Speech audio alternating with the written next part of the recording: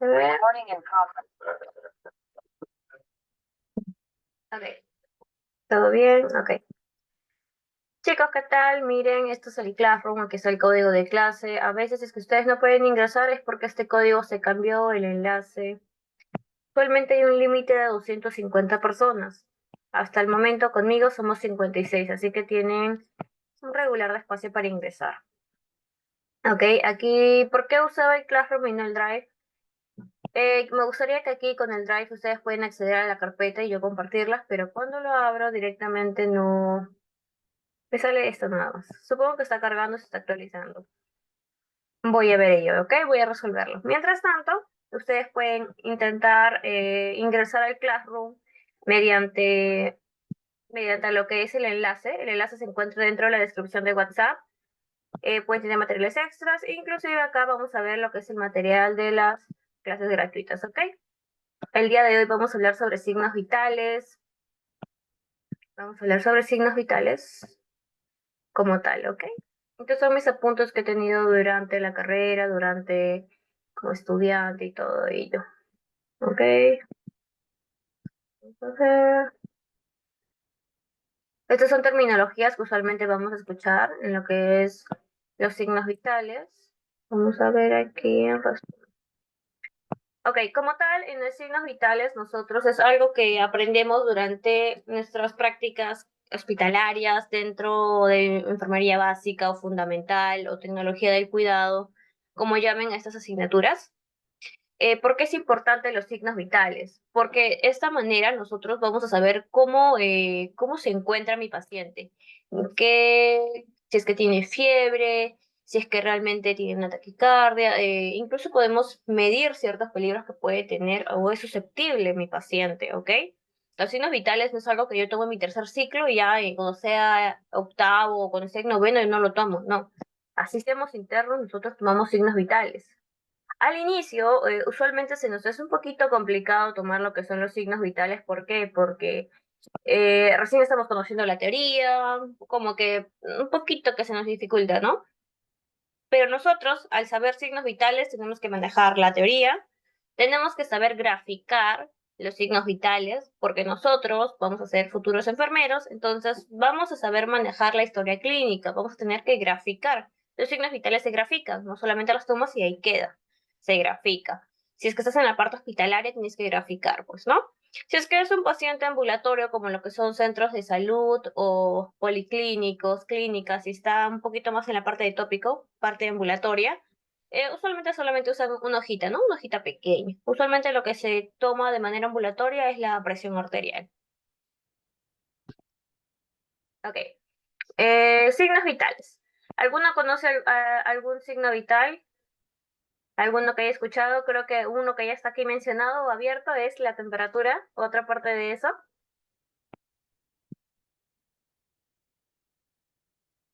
Mm, mm, mm, mm. Muy bien, la presión arterial, algo que comentaba, sí, es muy importante la presión arterial. Muy bien, la frecuencia cardíaca. Uno más, pulso. El pulso frecuencia cardíaca es parecido. Y la frecuencia respiratoria, muy bien. La saturación de oxígeno, excelente. Usualmente los signos vitales tenemos temperatura, presión arterial, frecuencia respiratoria, frecuencia cardíaca o pulso. La saturación de oxígeno ahora es algo que últimamente se está tomando y se está incluso no graficando, sino que apuntando dentro de la gráfica de signos vitales. Así que vamos a ver un poquito sobre esto, ¿ok? Los signos vitales nos ayudan a medir las funciones vitales que son funciones nerviosas, cardíacas y respiratorias. ¿Por qué es importante? ¿Cómo puedo yo medir los signos vitales? Hay varias formas, hay tipos inclusive. ¿Ok? Vamos a empezar primero con la temperatura. La temperatura es un sistema regulador de lo que son como que los principales mecanismos de hemostasia. ¿Qué puedo yo saber con la temperatura? De acuerdo a la temperatura que yo encuentro en mi paciente, voy a saber si hay homeostasis, o sea, si es que el clima interno de su cuerpo se encuentra regular, está estable.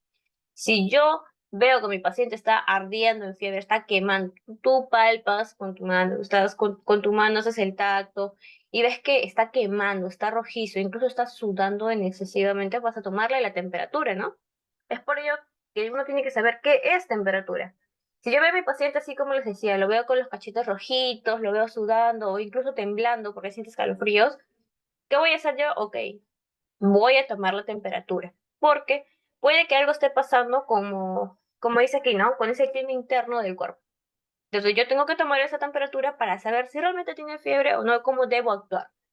Porque usualmente mediante la temperatura que me salga, yo puedo saber cómo actuar, ya sea por medios físicos, ya sea por medicamentos, y de acuerdo también a la edad que tiene, qué tipo de medicamentos, en qué presentación y cantidad yo le puedo dar. ¿Ok? Para yo tomar la temperatura, tengo que, puedo tomarla por axilar, la parte de la axila, oral, rectal.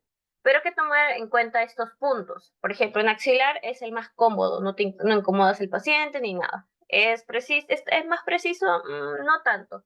Diríamos que el más preciso es la temperatura rectal, pero obviamente a un adulto no vas a tomar una temperatura rectal, ¿no? Le puedes tomar a un recién nacido la temperatura rectal. Usualmente los bebés son los que se toman las temperaturas rectales.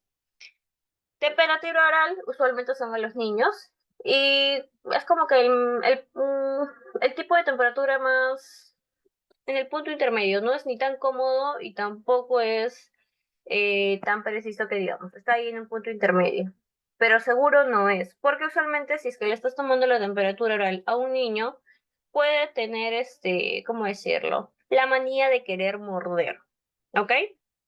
Entonces usualmente en la mayoría de casos tomamos la temperatura axilar. Claro, si estás tomando, si por ejemplo tú estás en clínica, estás en hospital y tienes un termómetro, siempre tienes que encargarte de desinfectar ese termómetro. Así sea el termómetro de mercurio, que es el de vidrio, o el termómetro digital, ¿ok? Tienes que desinfectar tu termómetro. Aparte, el termómetro, si no me equivoco, de mercurio tienes que tener mucho más cuidado porque es de vidrio y al momento que tú bajas, porque no es como el digital que tú presionas y automáticamente ¡pua! Se apaga cuando lo dejas de usar. Cuando tú dejas de usar el termómetro de mercurio, el de vidrio, lo que va a pasar es que tú tienes que agitarlo para que baje a cero, para que puedas volver a tomar a otro paciente. Tienes que tener mucho cuidado con el termómetro de mercurio de vidrio, porque ha pasado de que en eso de agitar el termómetro se les ha roto. Mucho cuidado en el manejo de este termómetro, ¿ok? ¿En cuánto tiempo espero? Por ejemplo, el termómetro de mercurio, el de vidrio, hay un tiempo estimado que tú tienes que dejar en la zona del paciente. Por ejemplo, en el axilar, ¿no? Yo coloco el axila del paciente, tengo que esperar 5 minutos y ver cuánto tiene de temperatura mi paciente. En el oral son 3 minutos y en el rectal 1.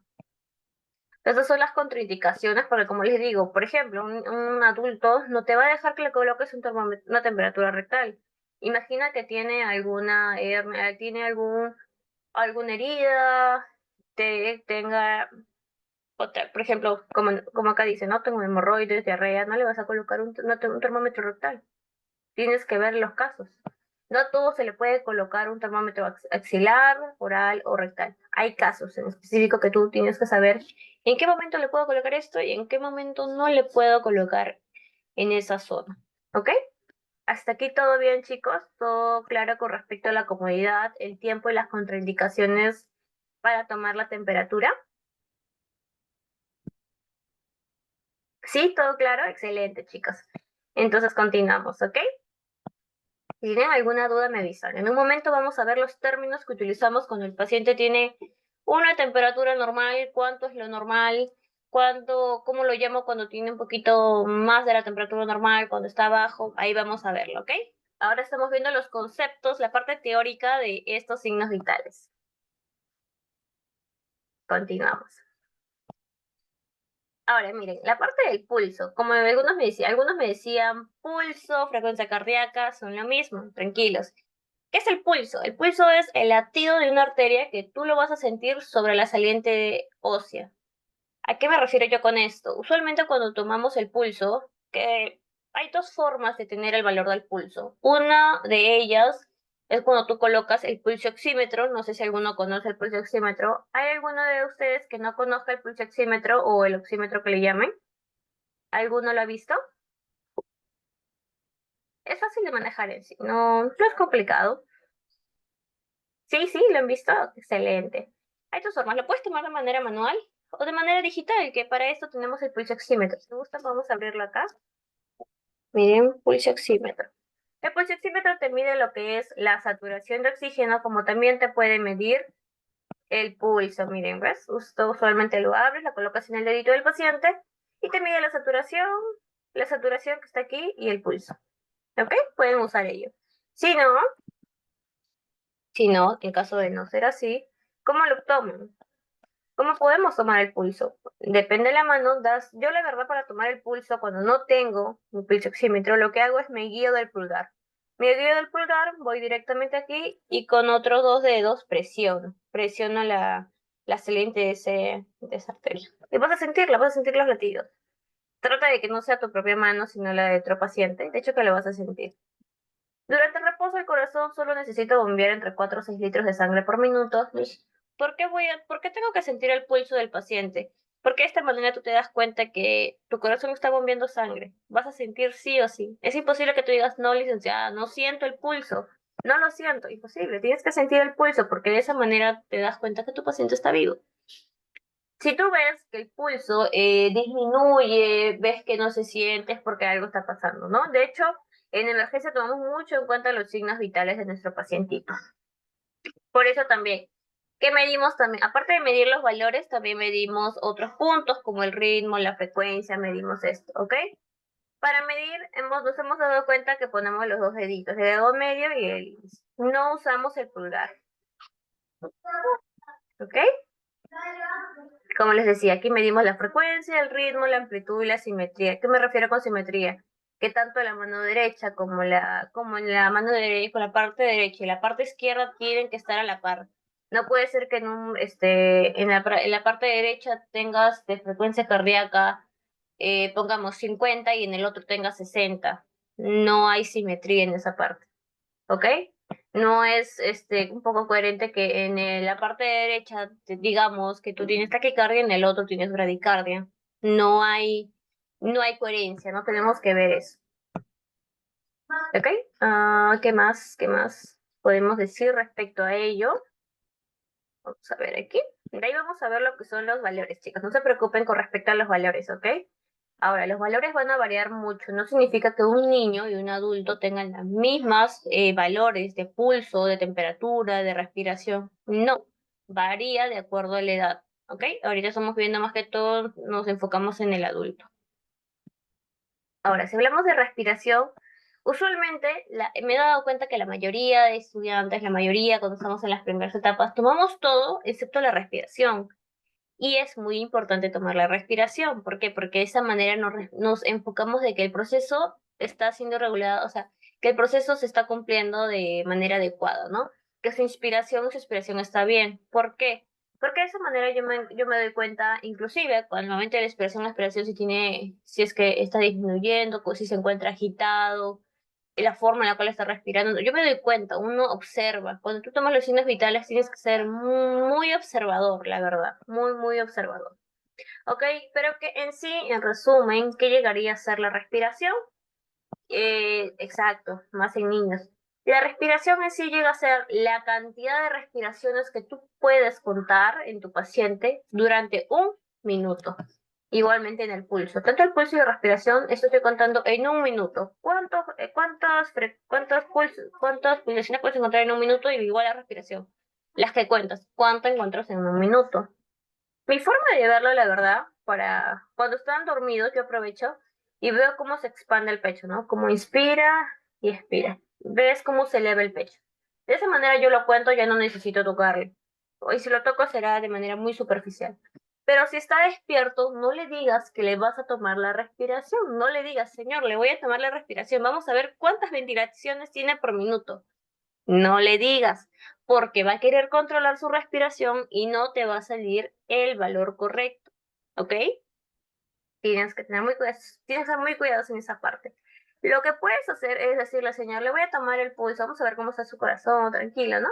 Como si nada. Y ya es como si estuvieses tomándole el pulso de la mano, hace esa manera, y de esa manera él normal va a seguir haciendo sus cosas, no va a tomar importancia, pero tú le tomas las ventilaciones.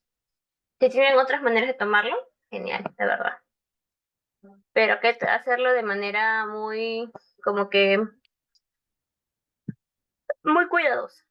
Muy cuidadosa, esa es la palabra, muy cuidadosa. Aquí tenemos comparación del pulso arterial y la frecuencia ventilatoria. Usualmente entre adultos es de 12 a 20 lo normal, y de adultos de 60 a 90, o algunos dicen que es de 60 a 100. ¿Ok?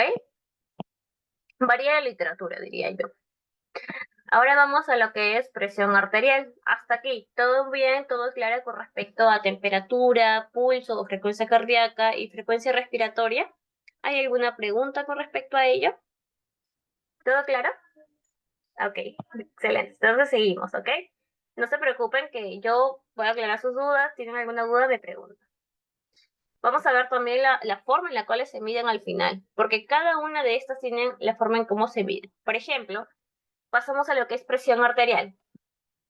Presión arterial, si yo digo presión, entonces en conclusión, no presión, es la presión que ejerce la sangre dentro de las arterias del cuerpo, ¿no? De esta manera podemos ver, ¿no? Cómo se contrae el ventrículo izquierdo del corazón, o sea, todo lo que la sangre que bombea el corazón utiliza una presión, una cantidad de presión para que esa sangre sea bombeada a todo el cuerpo. Pero también hay ciertos límites para esta presión. Uno no se puede exceder ni disminuir, tiene que tener el valor normal de esta. Dentro del adulto, así, el valor normal de esta llegaría a ser 120/80, ¿ok? Pero ¿cómo yo mido esto? Si estás empezando la carrera, lo primero que te van a decir es que lo hagas de manera manual. ¿Cómo yo mido la presión arterial? ¿Lo puedo medir como el pulso que yo usaba mis manos? No. ¿Lo puedo medir como con el pulso oxímetro? No. ¿Lo puedo medir con un termómetro? Tampoco. ¿Cómo mido yo la presión arterial? ¿Alguno conoce qué materiales o instrumentos utilizo yo para poder medir la presión arterial de manera manual? No se preocupe si no lo conocen, si lo conocen genial, si no yo lo voy a estar comentando aquí. A ver qué me dicen en el chat. El tensiómetro, el esfigmomanómetro, muy bien. Uno más, hay uno más.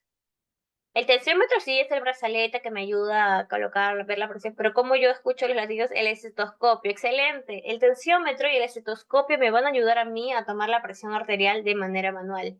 ¿Tienen otros nombres? Sí, tienen otros nombres, como puedo ver en el chat. Excelente que lo conozcan. Muy bien, chicos. ¿En qué manera me puede ayudar esto, no? Yo voy a colocar, acá vamos a ver los pasos de cómo colocarlo. Vamos a usar esos dos. ¿Hay otras formas de medirlo yo? Sí, últimamente veo que la mayoría usa lo que es el tensiómetro digital. ¿Ahí necesito el estetoscopio? No, no te preocupes. Cuando tú utilizas un tensiómetro digital, ya no necesitas el estetoscopio, porque automáticamente te da la respuesta. ¿Cuál es la ventaja y desventaja en esta parte?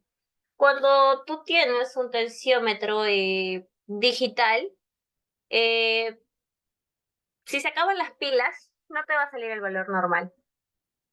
Cuando hay tamaños de brazaletes. Si el brazalete es muy corto y el bracito del paciente es muy ancho, no te va a tomar el valor normal. Y a veces te das cuenta que la batería está baja cuando ya está tomándolo y ¡pam! Se apaga rápidamente. Y si no tienes pilas de cambio, no puedes tomarlo. Pero siempre tienes que tener tu tensiómetro manual de respaldo, eso sí.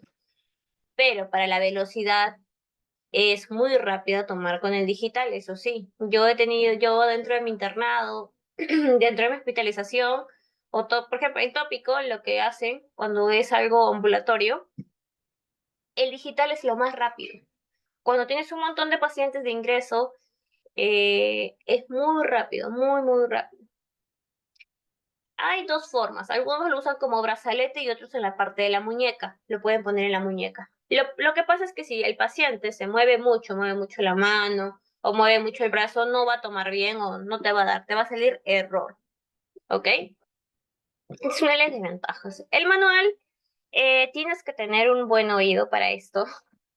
¿A qué me refiero? De que tienes que saber manejar. Primero tienes que hallar el pulso, tienes que saber la técnica de tomarla. Si no, cuando tú le pongas el brazalete, te pongas el estetoscopio, no vas a escuchar los ruidos. Que ya te voy a decir por qué son importantes los ruidos, que son como unos golpecitos así. De esa manera vas a escuchar golpecitos.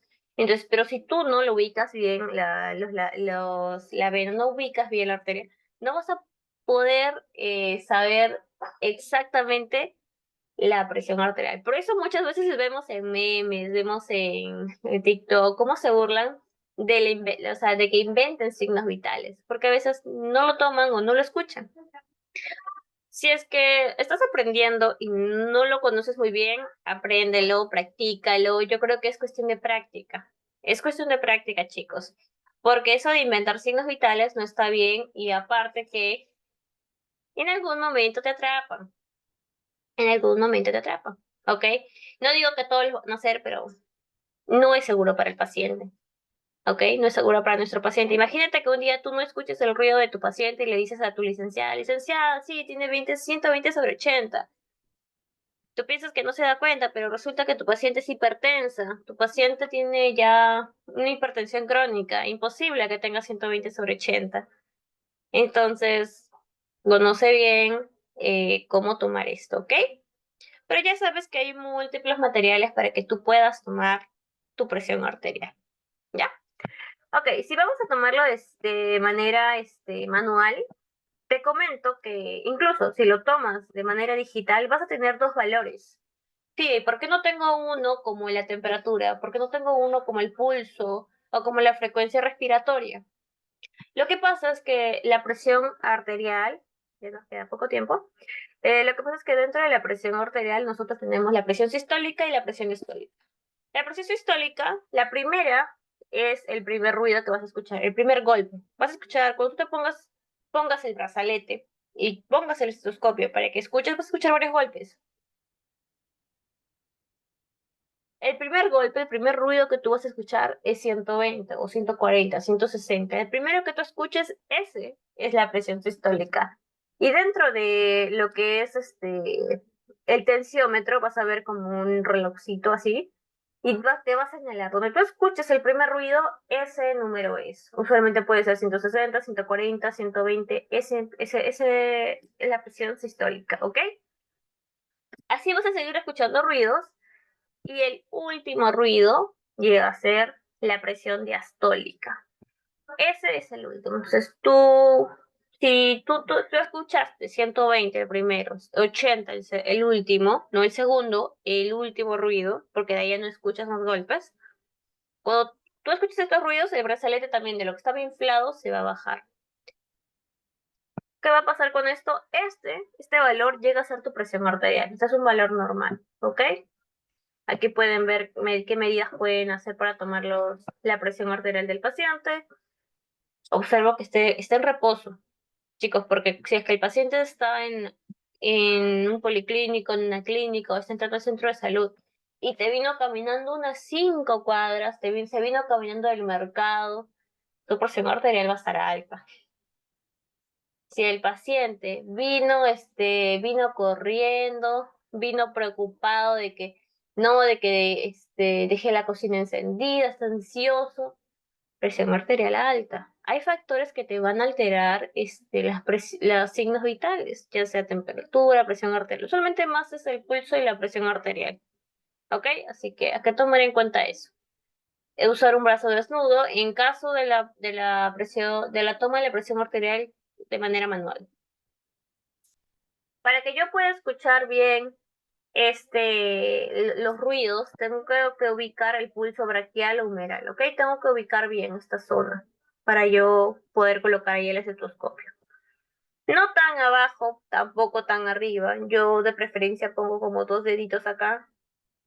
No tan apretado el brazalete, porque de por sí cuando tú como que infles este brazalete, le va a presionar el brazo al paciente. Entonces, no tan ni tan suelto y ni tan apretado. Usualmente yo lo que hago para medir bien es que entren entre 2 o 3 dedos, no más. ¿Ok? Para no hacer doler al paciente, si no el paciente te va a decir, me está doliendo, señorita, no continúe, me está doliendo, lo que usualmente te suelen decir. Ok, aquí están los pasos. Hasta aquí todo claro porque vamos a ir con los valores, ya para terminar, nos queda poco tiempo.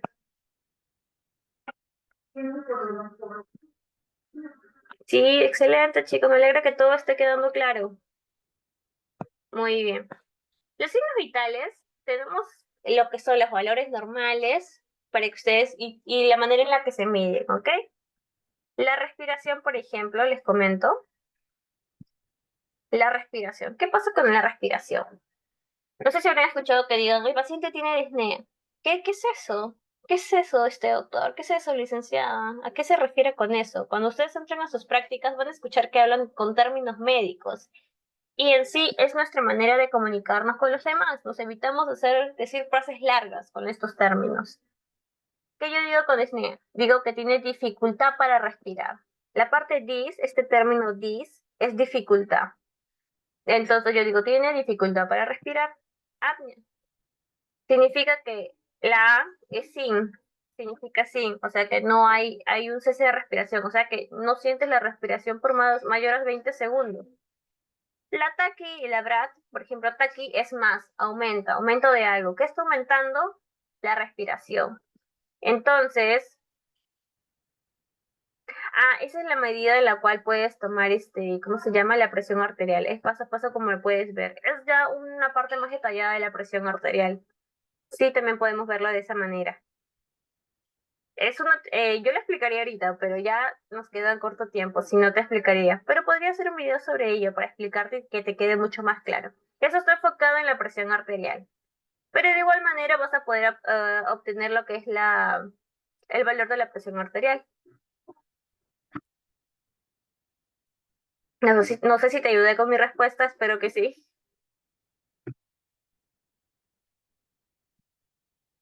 Ok, ya. ¿Por qué les explico los términos? ¿Por qué les explico qué significa taqui, qué significa brady? Porque nosotros no somos robots, no somos grabadoras para grabarnos como tal. Es una forma de ayudarte a que tú reconozcas más rápido estos términos, ¿no? Si yo que te digo que taquipnea es el aumento, tiene más de 20 respiraciones por minuto, porque les comentaba, lo normal en la respiración es de 12 a 20. Si tiene más de 20 es porque está aumentando la respiración más de lo normal, entonces tiene taquipnea. Hay un aumento en la respiración. Si digo bradipnea, es que es menos, tiene menos de 12, ¿ok? Entonces ahí hay una disminución. Apnea es lo normal, de 12 a 19, de 12 a 20. Usualmente las literaturas varían un poco, no significa que una esté bien y la otra está mal. Varían un poco, pero casi siempre está en el mismo intervalo, ¿ok? Dentro de la presión arterial, hipertensión, hipotensión y normotensión. Dentro de lo normal es 120 sobre 80, esto es milímetros de mercurio, ¿ok? ¿Se acuerdan que dijimos que el 120, el primero, es el primer ruido, que es la presión sistólica, el segundo, la presión distólica? Y bueno, hipertensión es cuando tiene más de 130 sobre 80 y hipotensión 90 sobre 60. ¿Esto varía? Sí, sí varía, la parte de la hipertensión. Ustedes pueden ver inclusive la clasificación de la hipertensión cuando ya se diagnostica, porque también la hipertensión puede ser también crónica, así como puede ser que alguien está agitado, por un momento se elevó la presión, también hay personas que ya de por sí tienen como un diagnóstico de la hipertensión arterial, que es cuando ya sí o sí imposible tú le encuentres un 120 sobre 80, sí o sí siempre está aumentado su presión arterial, ¿ok? Como les decía, el TAC es el aumento, la BRADY es la disminución. Dijimos que lo que era el pulso era 60 hasta 90, pero en otras literaturas dicen de 60 a 100. Entonces, si yo digo bradicardia, es menor a 60 latidos por minuto. Taquicardia mayor a 100 latidos por minuto o mayor a 90 como algunos lo toman. Y bueno, la temperatura. Hiper también es el aumento e hipo es disminución. Temperaturas normales a 36 grados. Algunos lo toman hasta 37 grados, ¿ok? Pero la hipotermia es cuando tiene menos de 35 grados. Y ya la hipertermia es mayor a 38 grados. Inclusive de 37 para arriba algunos ya lo toman como fiebre, ¿ok? ¿Hasta aquí todo claro? Sí, nos queda 2 minutos. Vamos a ir pasando aquí. No sé si logran ver esto. Dentro de lo que es Instagram y YouTube pueden ver cómo pueden llenar la gráfica de signos vitales. Esta es una hojita en la cual te hacen llenar lo que es, esto para hospitalización más que todo, ¿ok? Te enseñan cómo llenar con la fecha, los días de hospitalización, paso a paso. Yo el video los estoy pasando por WhatsApp, ¿les parece? Para que ahí puedan ver paso por paso cómo llenar esta hojita. Porque es una hojita en la cual hay ciertos criterios a manejar. Y con qué color de lapicero tienes que colocarle, cuánto vale cada cuadradito, en qué intervalo se grafica, dónde coloco la saturación de oxígeno y todo ello. ¿Ok? ¿Todo bien hasta aquí? Esto ha sido lo que es la clase de signos vitales. Igual, como les comentaba, todo esto va a ser encontrado dentro de mi canal. Van a verlo acá, las clases, va a haber un playlist aquí. Pueden entrar en los signos de playlist y vamos a tener uno que diga clases. ¿Ok? ¿Todo bien hasta acá?